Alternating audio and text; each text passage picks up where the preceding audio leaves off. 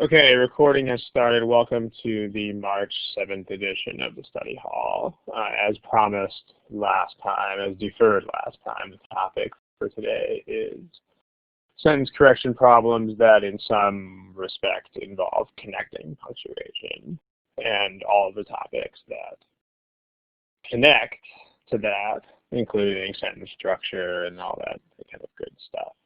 So we've already gone over rules here, so just to skip ahead to the actual content. These questions are multiple choice. As always, it is the GMAT. Here is where you answer multiple choice questions. You'll find underneath your name, you'll see this thing that looks like a lowercase a. If you expand that, if you click on that, you should see choices A through E. And if you pick one of those, then it will register. Please don't click it twice, because if you click twice, then your second click will undo your first one. If you want to change your answer, of course you can. Just make sure you click on the new answer choice, also exactly one time. And finally, I mean, there's only so much of an extent that we can enforce this, but make sure you remember that you are studying for a test on which there's no skipping of anything, and there's no leaving anything blank. Those are not options on test day.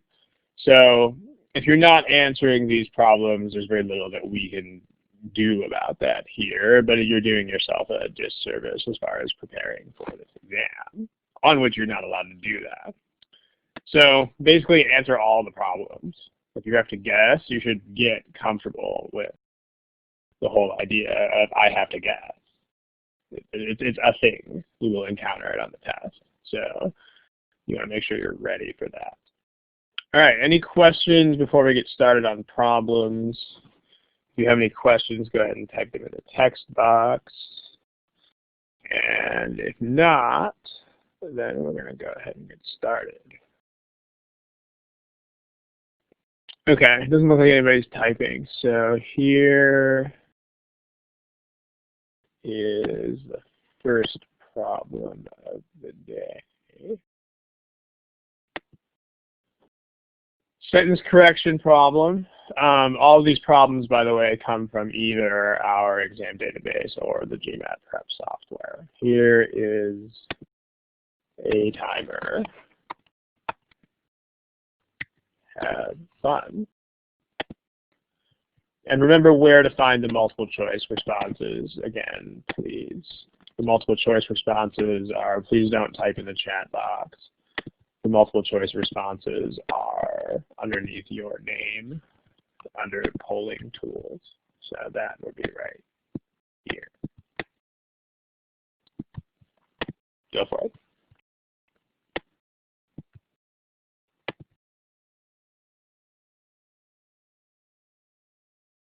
Okay, so it looks like there's still a number of you who don't have answers to this yet. Remember how this test works. You got to pick something. So if you have to guess, go ahead and guess. Okay, we still got 4 non-responses if you are one of the non-responders. Again, make sure you pick something, even if it's a random guess. And remember where to find those choices. Okay, here are your class results. So it looks like we've got a decent majority. No, I guess not a majority. We've got a decent plurality in favor of E, but there is some support for other answers here. So keeping in mind what the theme of the day here is, let's take a look at the connecting punctuation first and see what it relates to. So by connecting punctuation, we're talking about all those punctuation marks that are not just commas, like things that are semicolons and colons and all that stuff. So here's a semicolon, here's a semicolon, here's a colon, here's a semicolon, and here's a colon. All right, so let's make sure that we are straight on how these things work. Can anybody tell me in the chat box, how does a semicolon work? What does it do?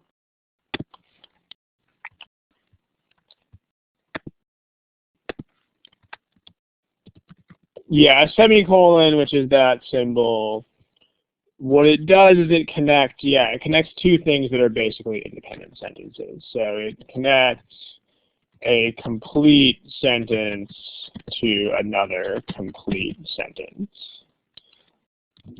It's functionally wise, it's basically the same thing as a period, except for the fact that it implies some sort of relationship. In other words, the decision to use a semicolon rather than a period is like saying, oh, by the way, these two sentences, they have something to do with each other. So, but other than that, functionally, it's the same as a period, except in that it suggests a relationship between the two sentences.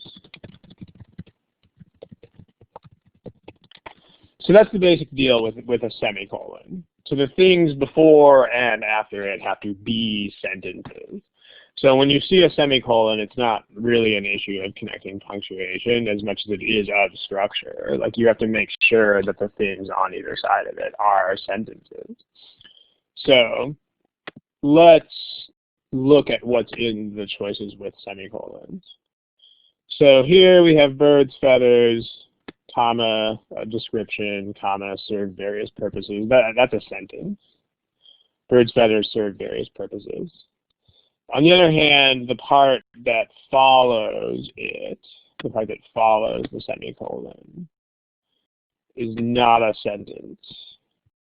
You just have some aiding in flight, others insulating their bodies. Remember that INGs are not verbs.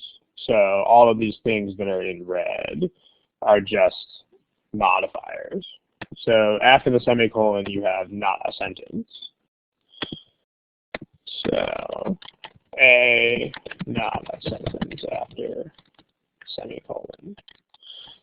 Choice B, we've got, same thing with before the semicolon. We've got birds, feathers are outgrowths consisting of stuff. So that's a sentence. But then we have the same issue as in the other one, which is that these are just INGs again. There's no subject or verb this time. So definitely not a sentence. And then the only other choice with a semicolon is D. Let's take a look at that option. Still got the same issue, right? You've still got serving various purposes.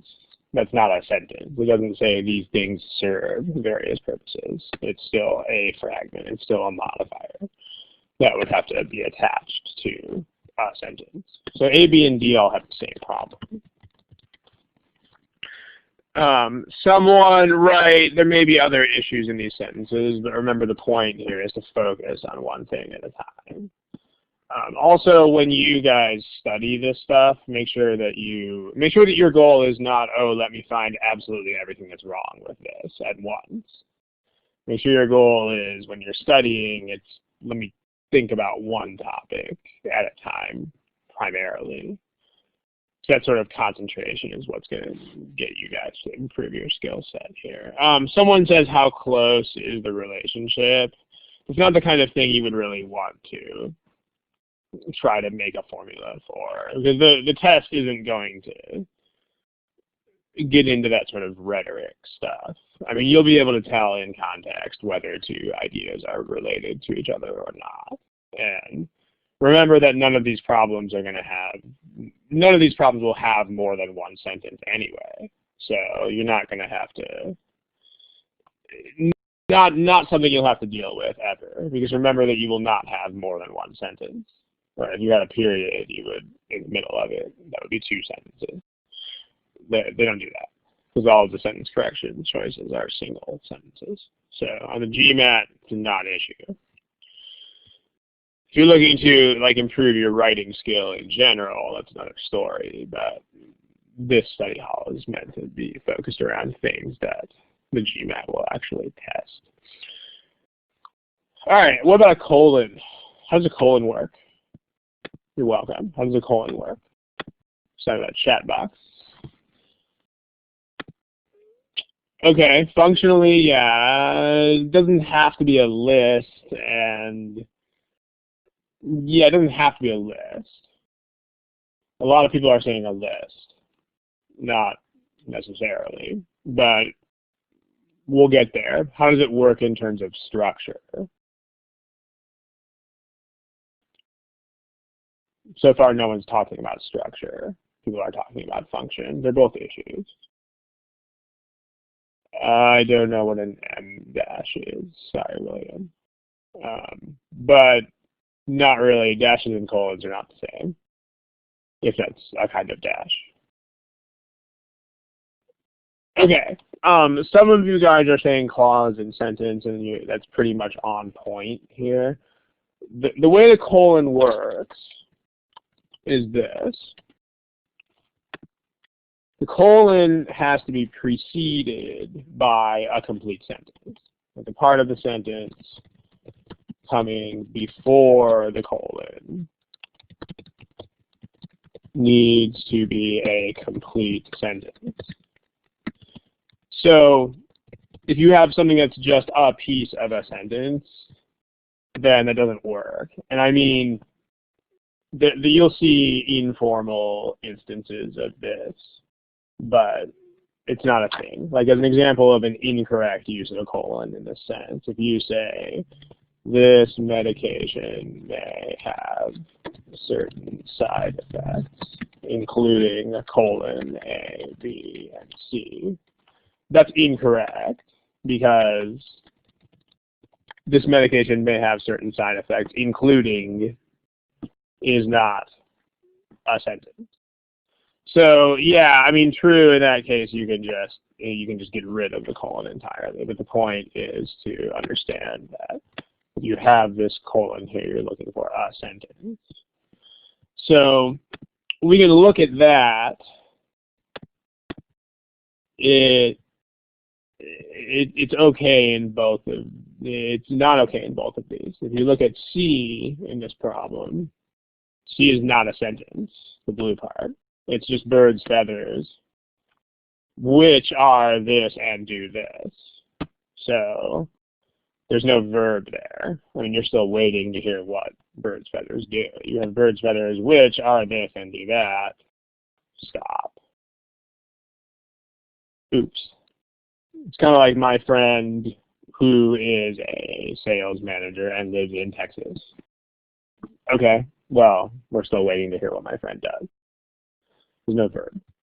So that gets us down to E on the basis of sentence structure alone here, actually, because C, the part before the colon, is not a complete sentence.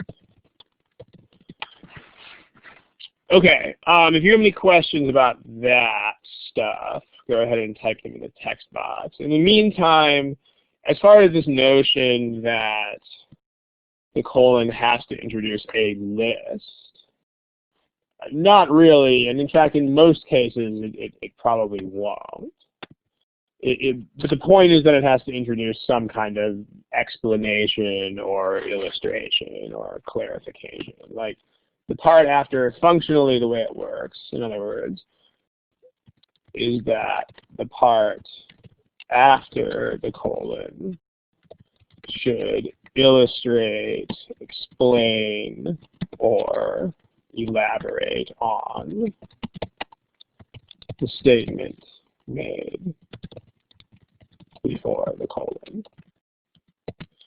So, I mean, it doesn't have to be a list. In fact, in terms of explanations, it's usually not a list. I mean, as an example of that, if you have something like studies have shown that fruit is not as healthful as most people believe, colon, fruit sugar is entirely fructose, comma, a sugar that metabolizes quickly into fat stores if one is not exercising. So this is an example. I mean, you can have a sentence and then a colon and then a more specific thing that you can look at this as an explanation or as an illustration. It's like a way in which fruit is not as healthy as most people would think. Or it's an explanation of this claim. The claim is fruit is not as good for you as you think. Oh, and by the way, here's why. But you can have a list after the colon. I mean, whether you would call this a list is debatable, but I mean, it's a sentence and it's also a list. But you can also follow a colon with a list. That's also a thing, but it is not always like that. Can a semicolon work here?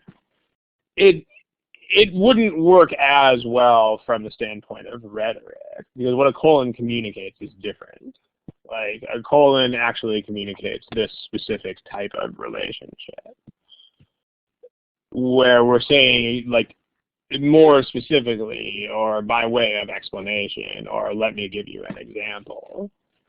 I mean, there's no reason, I suppose, that you couldn't use a semicolon there, but it would be less exact. I mean, if you have this kind of relationship, it's better to put a colon there because the colon specifically indicates that, whereas the semicolon is like any relationship at all.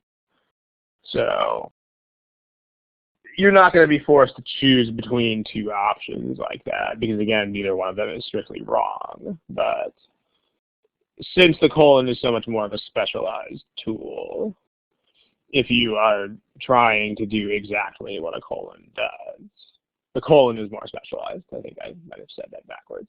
Since the colon is such a specialized tool, if you are trying to do what the colon is designed to do, then it's better to use the colon. All right, any other questions about this problem? If not, then we can check out another one. I mean, let's look at the structure of the correct answer, too. I mean, we eliminated a bunch of stuff here and didn't really bother to look at the right answer. So make sure you understand how that works. Birds, feathers, comma, there's a description, there's a modifier, comma, serve various purposes. Colon, various purposes seems like it's begging for an explanation, and sure enough, there's an explanation. Some aid in flight, others insulate the birds' bodies, and still others offer bright displays for mating rituals. This whole sense of still others, if you're not a native speaker of English, you might not be super familiar with it. But it's like a way of saying, oh, there's even more kinds. It's like, here's what some of them do, here's what others do. And by the way, there's even more others, still others, besides that. It's like, oh, there's another category, whoa. That's kind of what that is. But you do have to have still in front of others. So if you have still in front of offering, that would be a totally different thing, because still offering means like they haven't stopped offering them yet. It's like the store is still offering a discount on this merchandise, meaning they haven't taken that away. It's not the meaning here. Nova, I don't remember what the positive means, so you're going to have to help me out here. What part of the sentence are you talking about?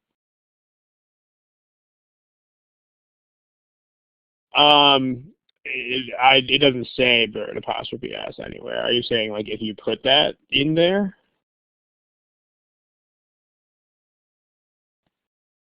Like, are you saying if you substituted that for this? So this is birds plural, possessive. I mean, if you had a single bird, I mean, first of all, you would have to have a or the in front of it. You can't just say bird apostrophe s unless bird is someone's name. But in this context, it wouldn't make a lot of sense to use a single bird, because it's pretty clear from context that like across the range of birds, these are what feathers do, but they're not going to all do this in one bird. So at least maybe not. It's more like thing about birds. Is the which in C correct usage? It's definitely not incorrect because it refers to feathers. And if you look at it side by side with this construction, then it's a little bit awkward. And remember that if you're going to judge things like wordy or awkward, you should always judge those as relative things. You should always, like nothing is awkward by itself on this test, but things can be more awkward or more wordy than another choice. So, which there's nothing wrong with that by itself, but if you look at this modifier next to it, this is done better. This is not as wordy for no reason. So, Jose, I actually explained the still offer part about 3 or 4 minutes ago. So if you didn't catch that, then it'll be on the recording. But yes, still offer is wrong because the short version is still offer would mean they were offering that and they hadn't stopped yet. Like, think about what it means. This store still offers 20% off on Saturdays. It's like that. It means they haven't stopped yet. Okay. All right. The short version of, so someone says, are colons and dashes interchangeable? The short answer is no, but if we see dashes in these later problems, then we'll talk about dashes. It would be a little bit weird to talk about them when they're not here. So let's try another one.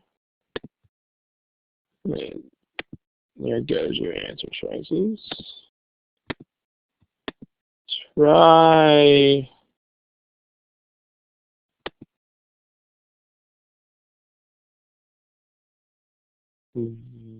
this one. So remember where your multiple choice answers, where your multiple choice answers are found. And here's a timer.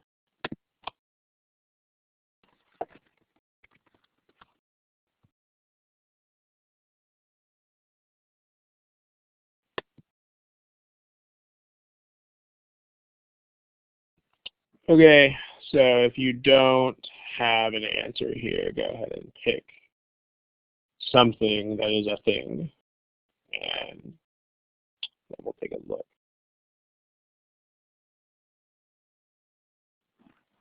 Okay, so let's take a look at the structure and punctuation connecting these guys. Here is a graph of your results.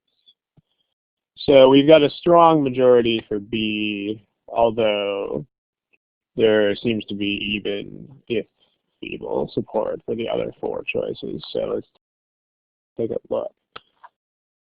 Here's your connecting punctuation. Let's talk about what these things do. That's a semicolon. Those are dashes. And this is a semicolon. So we already talked about semicolons. As far as what dashes do, dashes are very versatile. They can do a number of things. So if you have issues with dashes, perhaps the best thing to think about is just that if you don't know whether a dash can do something, it probably can. So that's the first observation. That sounds like a snarky statement, but it's not really. I mean, dashes are very, very versatile. So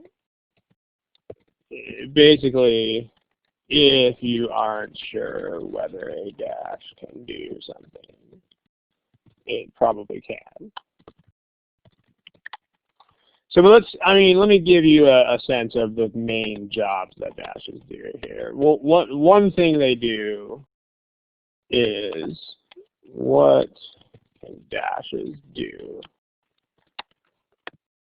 One thing they can do is they can set off modifiers in much the same way that commas do. So they can set off modifiers like commas do, as commas do. Those you want to have a reason for that, though. Like if you have a dash that just substitutes for a comma, there's usually a reason. So if commas are replaced with dashes, it's usually because of either emphasis, surprise, or irony in what is described. So here's a couple of examples to make clear what I'm saying here. Like if you,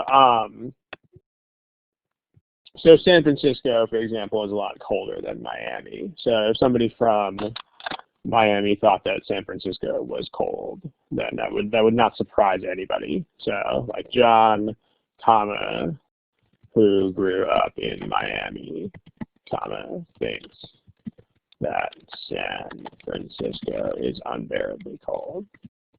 So there's no surprise there, so we just have commas.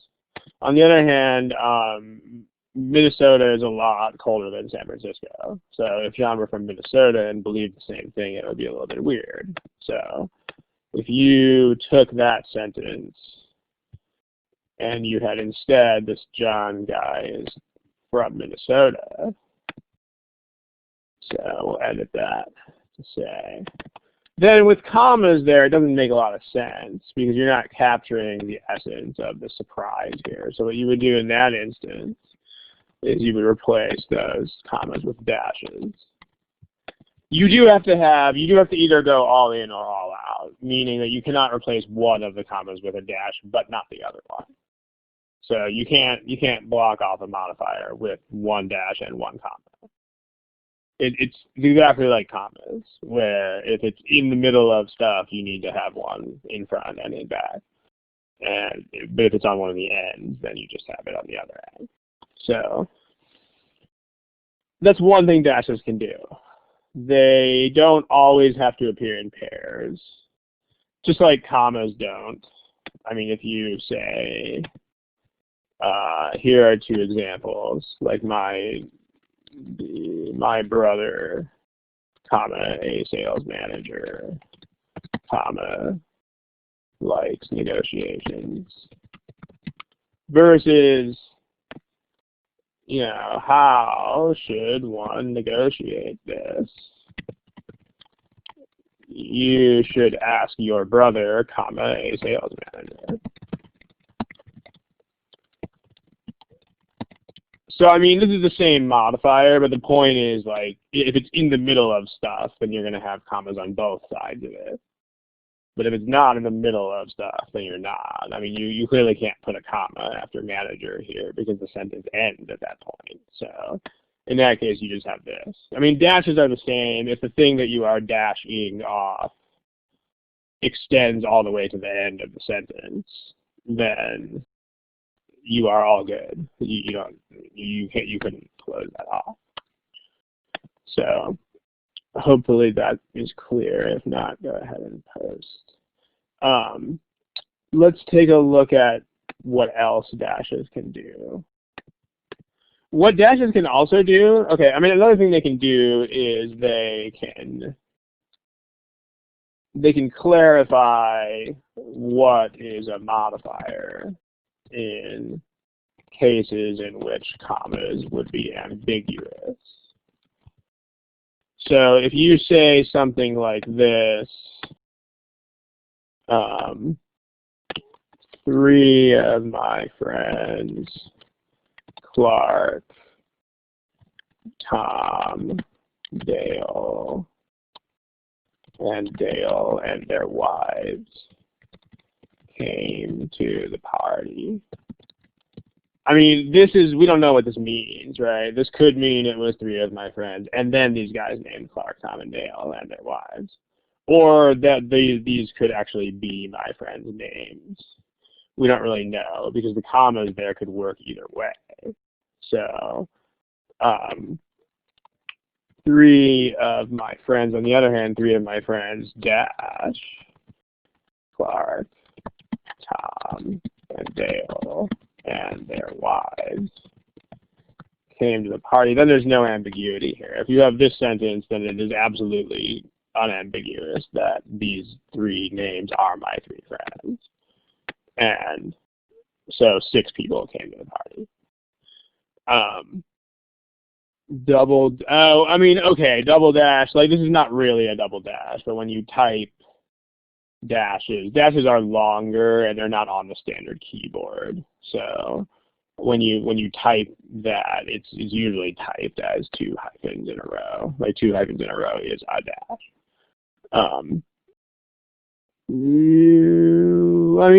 Paulina, you could do that. You would need a reason to emphasize Clark. If there was some sort of element like this, then that if there's this kind of element, then you could. So if Clark doesn't usually go out much, then you could do that. Like, oh, one of my friends, who, by the way, was Clark, whoa, surprise, and his wife came to the party, then that would make sense. So, David, no, but we'll talk about structure in a second here. The last thing that dashes can do is it can actually set off, they can actually set off complete sentences as descriptions of stuff. So they can set off complete sentences as descriptions. Commas can't do that. So as an example of this, Los Angeles is a city where fashion does not follow function. You'll see people walking down the street in midsummer in anything from short shorts to shearling fur. If you don't know what shearling is, it's something you would not normally wear unless it was cold. Unlike its counterparts with more severe climates, like New York, such as New York City. So, in this case, you will see people walking down the street in midsummer in anything from this to this. That's a sentence. So you definitely could not put commas around that, because then you would have the run-on of the year. But with dashes, you can do that. You can actually set off entire sentences as explanations of things. So, and this is I can't cite OG problems here, but there's one of the new problems in the 13th edition it's about heirloom tomatoes, like a particular kind of tomato, and in the correct answer, you got a whole sentence set off by a dash. I don't remember what it's. I think it's a pair of dashes, but it's equivalent, right? But you have a whole sentence that's set off by this. So okay. On the other hand, the thing that is set off by the dash does have to be a thing. Like it either has to be a modifier or it has to be a sentence. It can't be a fragment of a sentence. So in terms of, who asked that question? David, your sentence isn't going to work because, just briefly, because the part after the dash is not an element. It's not a thing, for lack of a better term. It's not a grammatical element. Like if you're looking at this sentence, the problem is that this is not a sentence. So it's structurally not okay, because that's not a modifier, but it's also not a sentence. It's just like a verb, and then some stuff that follows the verb. It also does. This sentence also wouldn't make a ton of rhetorical sense either, because it doesn't work the right way. You're not like, the part that he thinks San Francisco is cold shouldn't be a modifier because that's the main part of the sentence. So it should be structured like this one, where the main thought, which manifests as the main sentence, is John thinks that San Francisco is really cold. That's the main thought, and then, oh, by the way, so ironically, here's where John grew up. That's a side thought. So if you reverse these two thoughts, you would wind up with a sentence that didn't make a ton of rhetorical sense. So, yeah. Okay, so that's what dashes can do. So let's talk about this sentence now. Now that we got all that. So, Shail, yes, you can, although I don't know whether GMAC would approve. I mean, in normal writing, absolutely, yes, you could do that. But on the GMAT, I just don't think they would give you the option of that. So, okay. Let's see. Because, I mean, yeah, the sentence you wrote there would totally be a thing. Like, if you were writing a book explaining how dashes work, you could definitely write that. But whether that is a thing that whether that would get GMAC's approbation is a whole different story. So, okay, now let's talk about these examples. Let's take this over to another page because we don't really have any room. Okay. So first of all, let's make sure we understand what is going on in the sentence. The first thing should always be meaning, right? So the meaning of the sentence is that all of the Russian railway stations, like the time at all of the stations, is in the Moscow time zone. That's not that remarkable until you get to this thought that this is even true in places that are 8 time zones away. So, surprisingly, this is even true in places like Magadan, which is 8 time zones away. So that's the meaning here. And you want to have modifiers that do this. So let's take a look. First, you have your semicolons. That's like last time. You need to have sentence, semicolon, other sentence. So here's a semicolon. In choice A, okay, timetables, blah, blah, blah, blah, use Moscow time. That's a sentence. And then even those located in these places are there. That's also a sentence. It's got some issues, which we'll get to later, but it's not ungrammatical.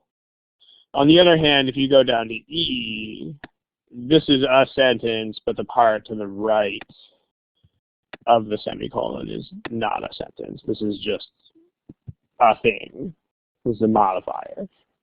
So can't do that after a semicolon. So this is not grammatical. Now, on the other hand, the dash.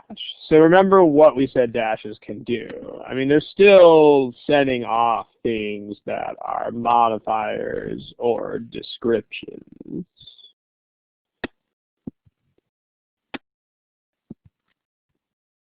At least in the usage that if Shail's usage in the chat box is a thing, then that's a different type of usage. But in everything we've seen in these GMAC sources, it's used for descriptions or explanations or illustrations or blah, blah, blah. So we need to make sure that we are describing the stuff we want to describe. Like what is this? What does that refer to right there? What are those? So those are the stations. That means that's good placement. It's right after the stations, so there's no lack of clarity as to what is going on there. Right? That's this.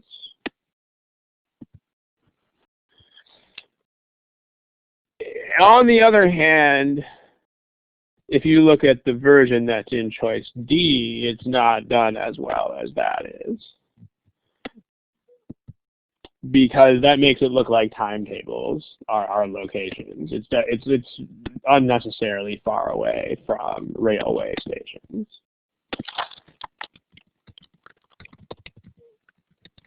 It is unnecessarily far away. And again, remember, when you're talking about modifier placement, you should, that's also a comparative thing. It's kind of like wordiness, where you're not absolutely looking for like where is the best place to put this modifier. I mean, if there is a clear best place, then great. But for the most part, you're just looking at the choices that are there and asking yourself which one of these choices puts the modifier in a place that actually makes sense. So if you are looking at B and D here, then it's clear that B is doing a better job of placement than D is. So we can get rid of D. Now, as far as A and C goes, what's the problem with A? Can anybody tell me in the chat box? Remember, it's not a grammatical problem, because the grammar of choice A is totally impeccable. So what's meaning, right? That's all that's left. But what in particular, what? And what sort of, it is the meaning error. What is the meaning error?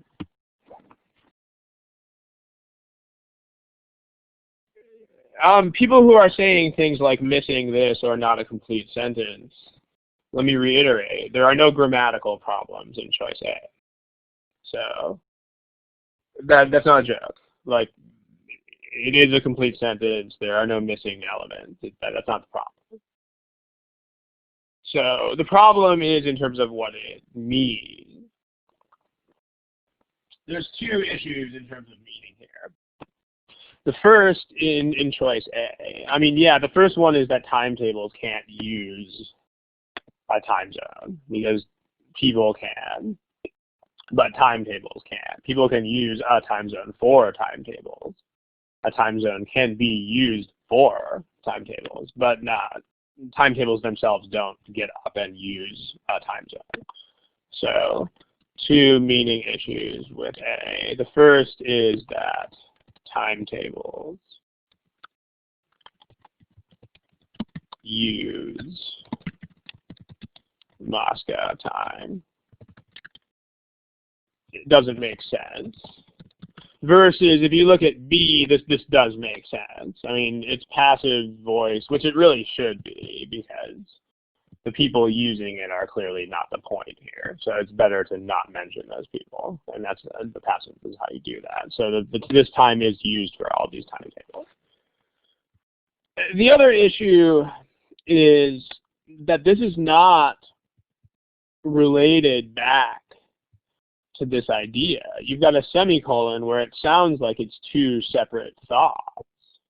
So it sounds like thought number one is that the time zone is Moscow time everywhere. But that thought number two is, oh, by the way, also, some places are very far away.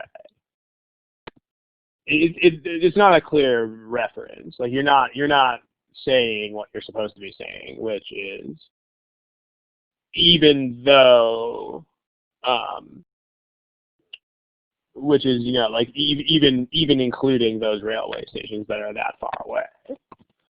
So the semicolon doesn't capture capture which thoughts are separate and which aren't. To put it in simpler terms, that sentence is basically saying, you know, they use Moscow time everywhere. Semicolon. Some of the stations are very far away. I mean, you can kind of piece together what the intention here is, but there's clearly a missing direct connection. Like you want to be saying like what B says.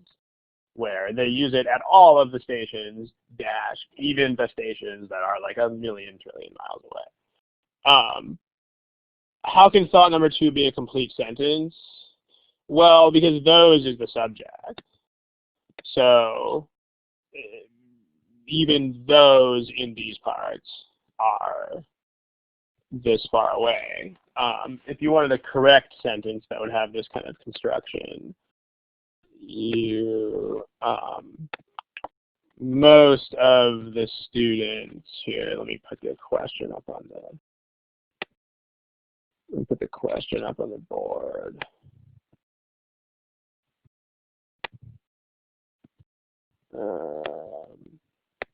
Okay, there's the question. I mean, the best answer I've got to that is it just can. But here's another example. Like if you say most of the cadets failed the physical fitness test, semicolon, even those who passed it were not in terribly great shape. So this is a sentence. It's like saying even those guys were not, the ones who passed it. Like here's your subject, and it's described by who passed it, and here's your verb. So that's a sentence. Someone is asking what type of modifier. I guess I don't really understand what you're asking. If you're asking for terminology, I have absolutely no idea what just about any of these things are called. I'm not really a terminology guy. So the only terms that I know are things like subject and verb and like super basic things like that. But I would also encourage you to not worry about what things are called. You just have to know how to use them. So, all right, other questions? Yeah, any of the sentences that say the timetables use this time zone is a meaning problem. I mean, you've got, because they don't. I mean, if you had to say someone uses the time zone, you would have to say it's like the people who make timetables. So that's problematic. The timetables use it. Well, not really. And the timetables don't use. So, all right. Okay. GMAT secrets, I don't understand what you're asking me.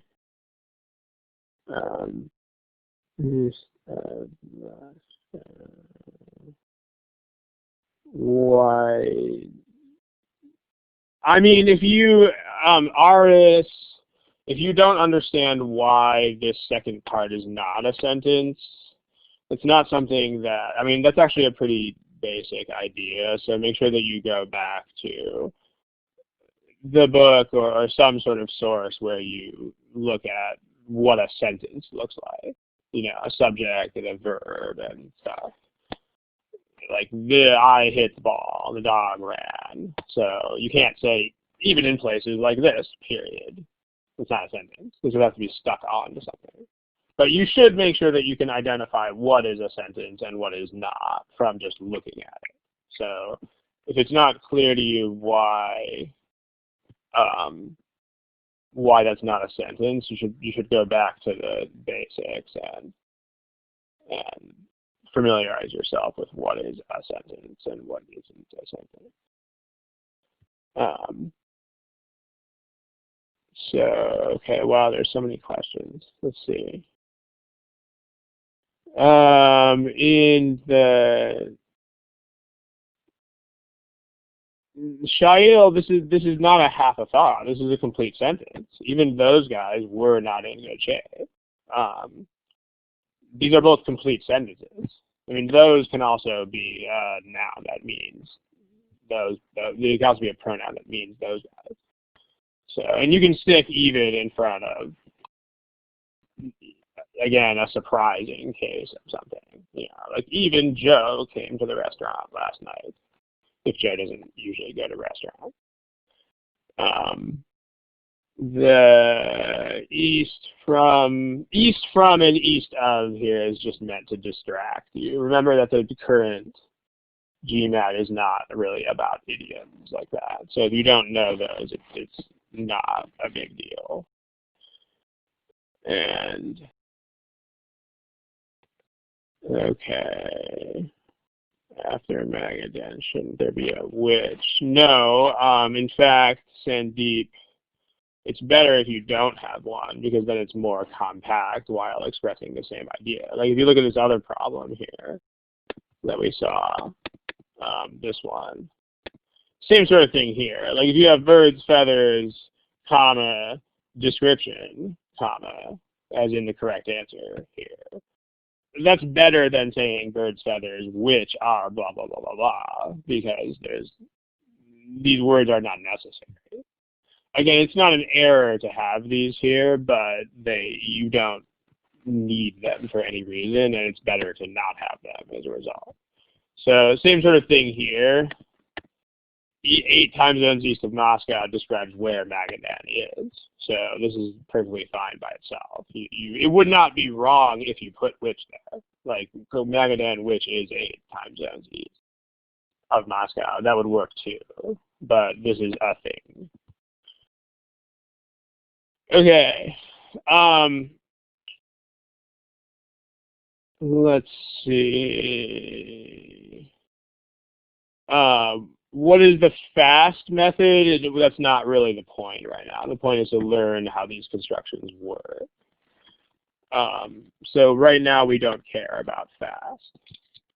And I mean more generally in terms of learning as a whole, make sure you know that this is not a good way to think until you are done learning. So what I mean by that is when someone is saying, what is the fast method? Remember, this is not just a GMAT thing, too. This is like all human learning. I mean, remember that you can't simultaneously learn new things and get faster. That's not a thing. It's impossible. So it's kind of common sense that that's impossible. But again, when it comes to these tasks, people don't bring as much common sense to the table as sometimes they should. So meaning, as an analogy, if you're a dancer, you can do one of two things. You can either try to learn new dance steps or try to get faster at the dance steps that you already know how to do. But you can't simultaneously learn a new step and get faster. That's not a thing. It has to be one or the other. So same sort of thing here. If your goal is to learn how these constructions work, then even if it's really slow, who cares? Whereas if your goal is to speed it up, then you should specifically stop trying to learn things and work with the information that you do understand. Okay. Let's see. I think that covers the questions that are there. Okay. Let's see. You're welcome. We had GMAT Study Hall, aka Thursdays. I mean, headings are a totally different art. The GMAT, needless to say, the GMAT does not test headings, so this is a GMAT Study Hall. Let's just stay on topic here. All right, one more problem, and then we will probably be out of time. So try this. Seem to be a lot of problems about Siberia today. All right, give it a shot. Again, your multiple choice options are there.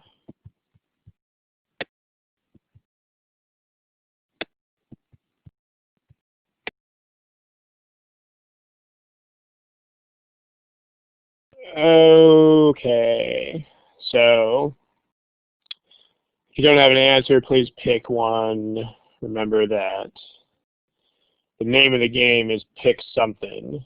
If you're not responding, then it's questionable whether you're preparing for this test versus some other amorphous task here. But okay, so let's take a look at what happened here. So we've got, here's the class responses.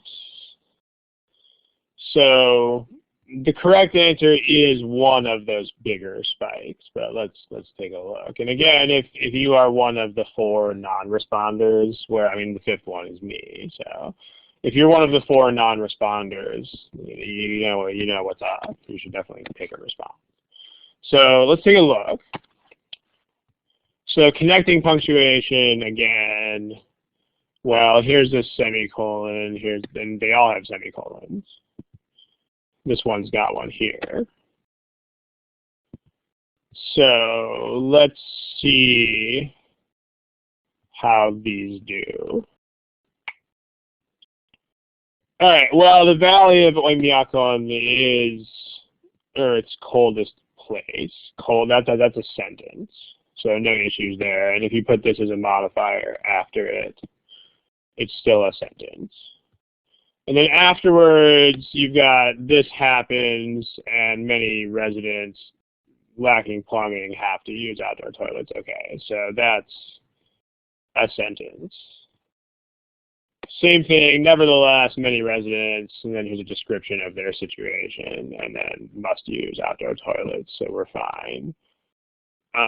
With this happening, many residents lack plumbing, so must use. That's not a sentence. It doesn't have to do with the semicolon, but remember that so in this kind of usage is basically an adverb, or it connects 2 sentences, one of those 2 things. So like, here's how so works.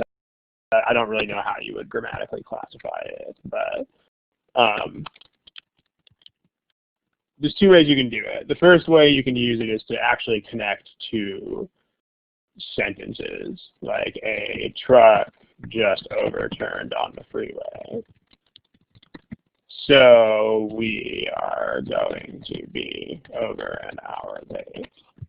Notice that this is a sentence and that this is another sentence. So you can use so to do that. That doesn't happen in choice C because must use outdoor toilets is not a sentence.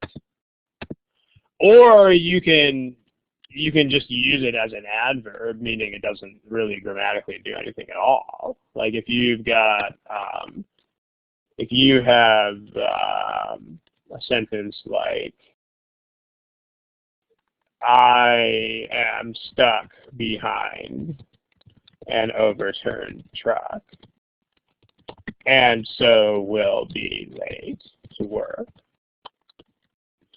I mean, in this case, so is playing an important role in terms of meaning, but it's an adverb. It's describing will be late, so you can take it out and you still have a sentence.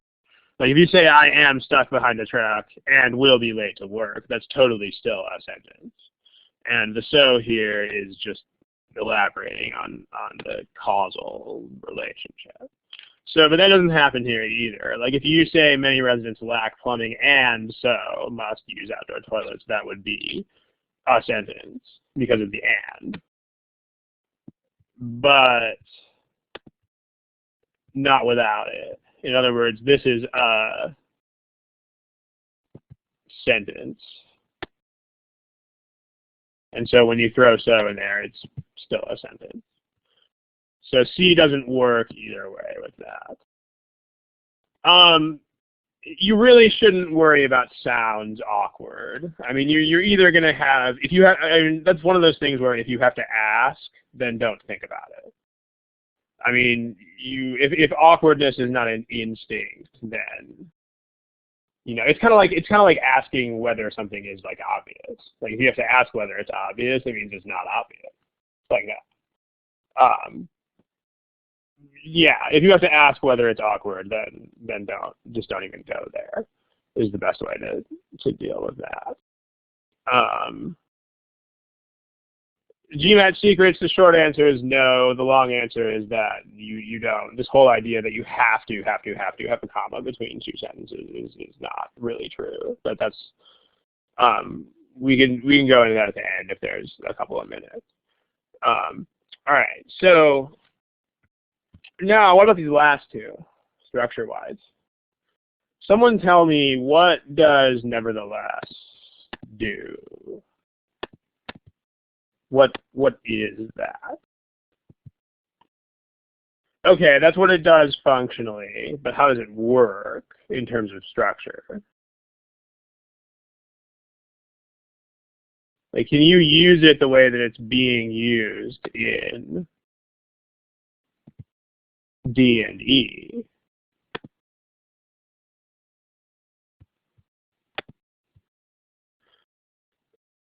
So the answer is no, you can't. Paulina, I don't remember the terms that you're using, but I think you have the right idea, which is that it makes it a sentence that's a run-on. It makes it not a sentence. So if you say, like, the point is that nevertheless is just an adverb,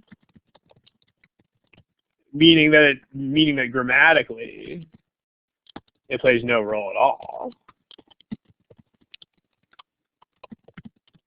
I mean, it can play a very, very important role in terms of the meaning of the sentence, because in terms of meaning, nevertheless is like this contrast thing. It's minus 60 Celsius outside, which if you're a Fahrenheit person is like minus 71.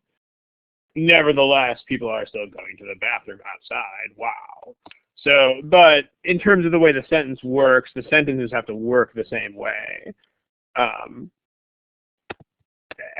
they would without it. So if you said something like Gabriel was granted extra time, but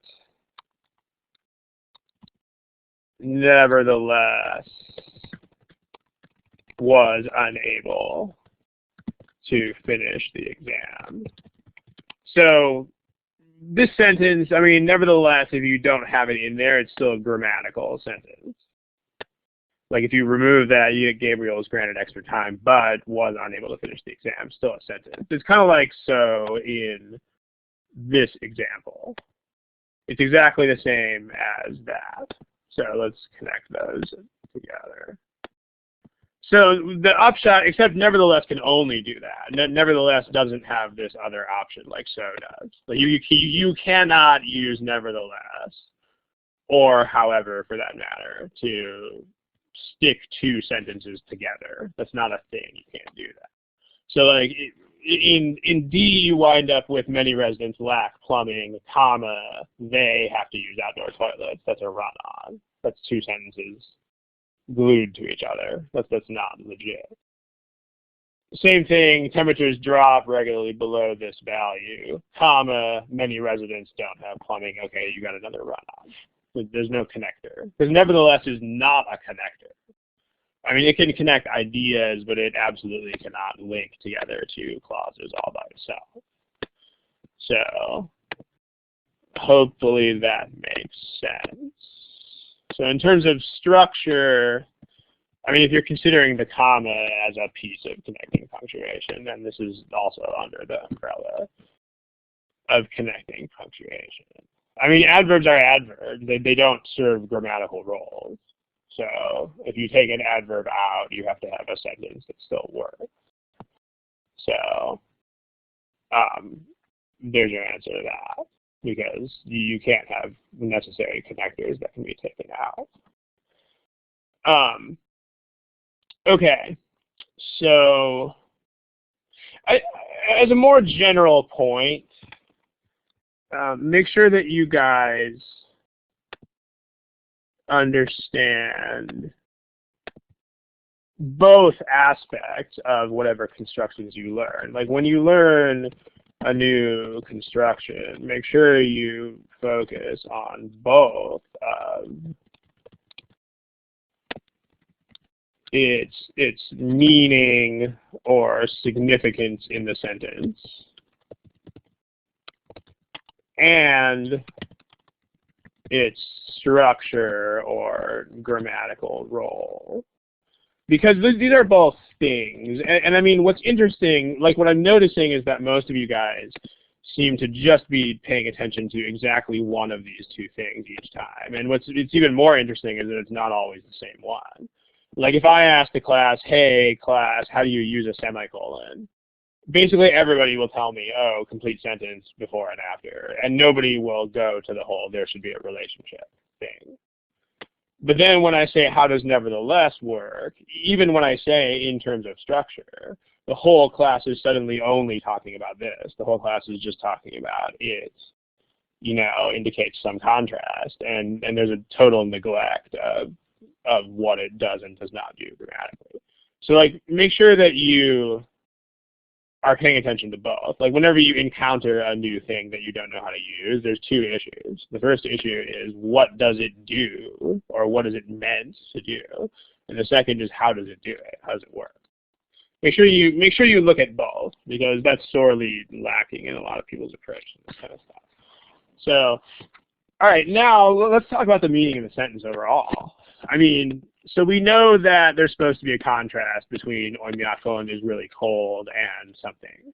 So the question is, which of the following makes the most sense?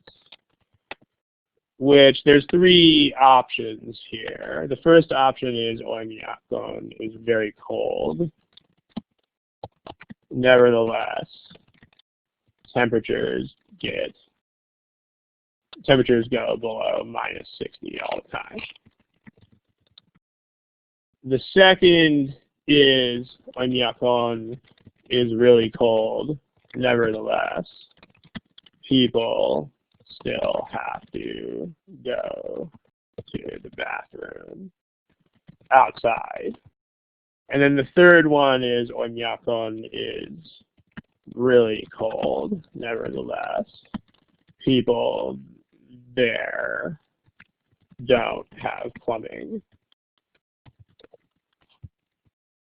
I mean, only one of these makes any sense, which is the one in the middle, because the other two are not contrast.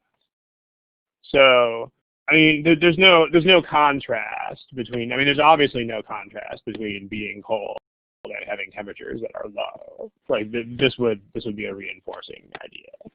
But then the last one, there's just not a relationship at all. I mean, not having plumbing is more like a lack of infrastructure or maybe wealth, but it's certainly not a weather thing. I mean, you wouldn't necessarily expect cold weather places to have plumbing any more than you would expect hot weather places to have it.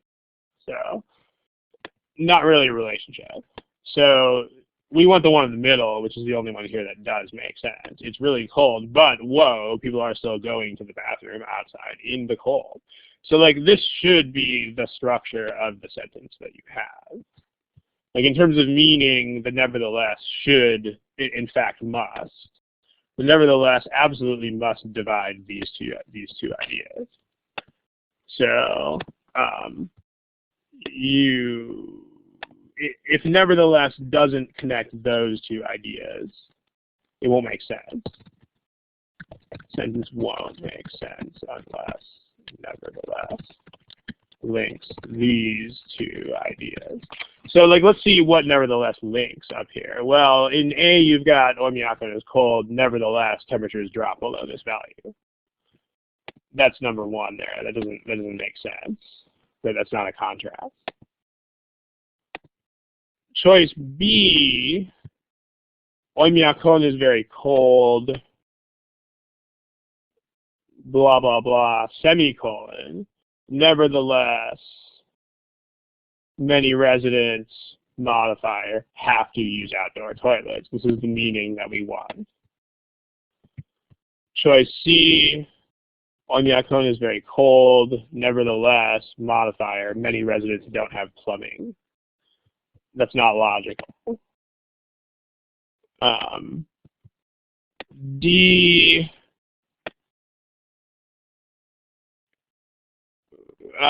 you've got Oymyakon is cold, these two don't make sense linked to each other either. Temperatures get this low and people don't have plumbing, comma, nevertheless. So you do have this idea after nevertheless, but putting these two ideas together, because these are not bullet points. These are not ideas that should be A and B, so that doesn't make sense either. And then finally, Oymyakon is very cold. Temperatures get this cold. Nevertheless, again, you've got the problem of nevertheless, people don't have plumbing. That's not a thing that makes sense either. So in terms of meaning, it's actually just B that has the structure that we want. And if you think about what the intention of the sentence is, before you start going crazy with it, then it's a little bit easier to do that. Okay, we got to start winding down here a little bit. But let me, let's see. I think I can find a link for one of the questions you guys were asking here.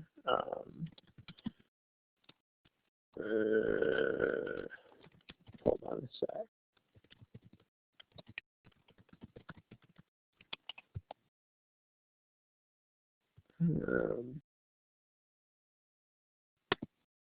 Okay.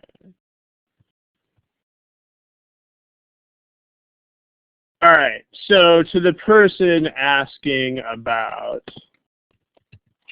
this, let me find that question. Yeah, it's that question, the one about the comma. So the reason why the third option is wrong here is that it doesn't make sense. The third option is structured like this. That's not a thing. There's no contrast there between. There's no contrast between really cold weather and lack of plumbing. Like, this is not something that would be unexpected in cold places, whereas that is. It's really cold there. You would not expect people to have to go to the bathroom outside, but they do. Nevertheless, they still do. No relationship here like that. Just think about that from a not academic point of view. Think about it from a real world standpoint. These would be two totally separate observations with nothing to do with each other. Whereas these would be two observations that are very surprising together. And that's what nevertheless is. Okay, this question, all right, here's a link. You can go read all about it. So I just put a link in the chat box. That won't be preserved, I don't think, so you should click that link now and just leave that page open or bookmark it or something.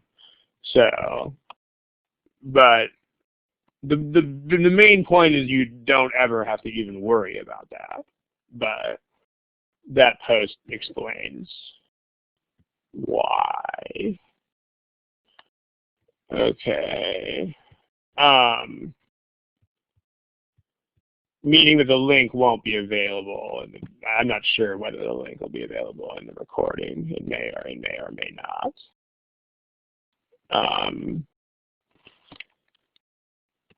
Yeah, okay, we gotta wrap up here in a couple of minutes. I mean, a couple of comments on these questions. Like, the thing with this kind of question is that this is not the kind of question that any native speaker is gonna be able to answer, because that's not what understanding a language is like. You know, I mean, imagine in your own native language if somebody asked you a question like this. Like if someone asked you, I don't know, like, what are all the verbs that do this? Well, that's only a thing you would be aware of if you had learned the language as a foreign speaker. So, I mean, as someone who has spoken English since I was a small child, there's no way I could answer a question like this. I mean, if you asked me about a particular word, I could tell you how to use it. But the only people who would ever have learned lists of words would be people who didn't grow up with English. So, but the point is, it doesn't matter, right? I mean, just do the problems, and if you encounter these words, then worry about how they work. And if you don't, then don't. That's the best way to do it. Let's see, is there anything else? Maria, the GMAT doesn't test the difference between modifiers with commas and modifiers without commas, so not worth going into, but as long as you recognize that, this is a modifier. I mean, there would be a meaning difference, but it's not, the GMAT will not test that, so it's not worth complicating the issue with that idea. I mean, as long as you know that this is a modifier and that it looks like this and that it can look like this, then that's all you need here. So commas around a modifier versus not won't be tested. All right, we got to run. I'm going to kill the recording at this point. Thank you for watching. And I believe the next session is 2 weeks from now. There might be an extra week for Easter week. There might not. I'll have to check the calendar. But the next session will be posted on the same webpage, as always.